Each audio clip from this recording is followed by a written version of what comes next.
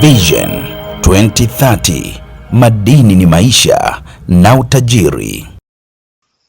Akizungumza katika kikao hicho, Injinia Samamba amesisitiza kutekelezwa kikamilifu kwa ahadi zilizotolewa na wizara ili kuendelea kuongeza tija ya taifa kupitia rasilimali madini. Naye katibu mtendaji wa Tume ya Madini Injinia Ramadhani Lwamo amesema tayari mzabuni atakayesimamia minada ya kimataifa ya madini ya vito amekwisha patikana. Kufanyika kwa minada ya kimataifa ya madini ya vito pamoja na mambo mengine kutaongeza mchango wa sekta ya madini kwenye pato la taifa kupitia fedha za kigeni, kuitangaza Tanzania na madini yake yanayopatikana nchini, kuvutia uwekezaji zaidi, kuimarisha hadhi ya Tanzania kimataifa kupitia minada hiyo ya madini ya vito, kuwepo kwa bei halisi ya soko, uwazi na kuongeza washiriki wa ndani na kimataifa.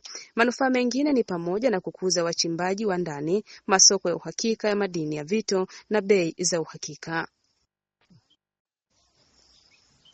Pamoja na masuala mbalimbali yaliyojadiliwa, taarifa ya Shirika la Madini la Taifa STAMICO imeeleza kuhusu hatua iliyofikiwa ya ujenzi wa kiwanda cha kusafisha chumvi katika mkoa wa Lindi, ambapo imeelezwa kwamba matarajio ni kuwa ifikapo mwezi Februari 2026 kiwanda hicho kitaanza kazi na hivyo kuondoa changamoto ya soko kwa wazalishaji wa chumvi.